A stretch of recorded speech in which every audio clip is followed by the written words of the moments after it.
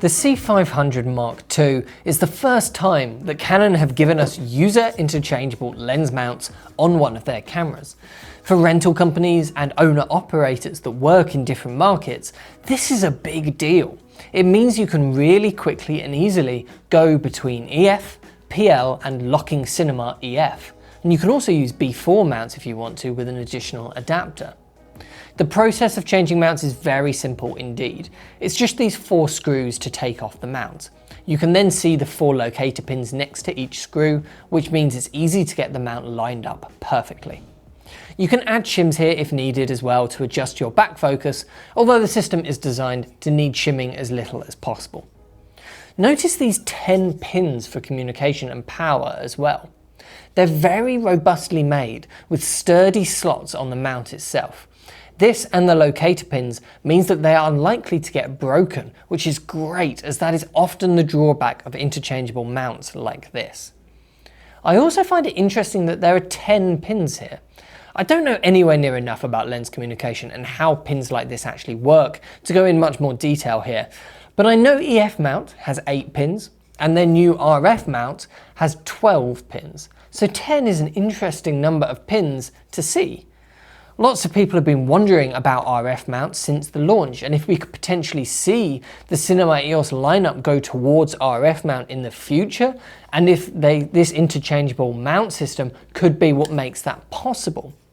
And who knows, that would be fantastic if it was the case. It would mean the C500 Mark II is nice and future-proof, and it would also open up access to some of the fantastic new RF lenses Canon are making, like the 28-70 f2 and the 24-70 f2.8 with IS. However, at the moment there's no RF mount option, and although 10 pins is more than the 8 that EF needs, it's not 12, and I'm also not sure if there's enough of a flange distance here once you take this off to allow for RF mounts. So whether or not this system is even technically capable of just having an RF mount introduced later down the line, we'll have to wait and see.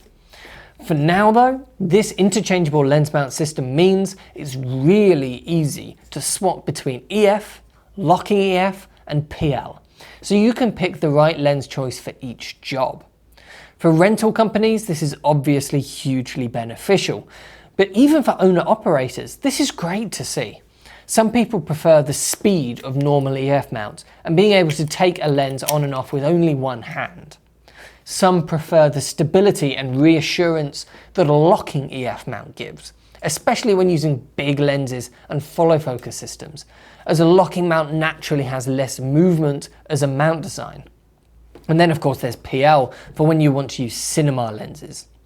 Most owner-operators are not going to want to be limited to having only PL mount on their camera, as it shuts off a whole world of more affordable and convenient lenses, particularly zooms. But even if you use EF lenses most of the time, every now and again you might want that flexibility to be able to swap over to the world of cinema lenses for those higher budget jobs. Opening up the world of PL lenses, but only when needed, is the big advantage of interchangeable lens mount systems like this. And these mounts from Canon are one of the best designed implementations of the idea that I've seen so far. We're going to do a lot more videos on the C500 over the next couple of months, going over all the different aspects of the camera, so make sure you subscribe to the channel to see those when they come out. And if you're thinking of investing in a C500 Mark II yourself, make sure you go talk to our sales team or head over to proav.co.uk to join the pre-order list and get your name in that queue. Thanks very much for watching, and I'll see you in the next one.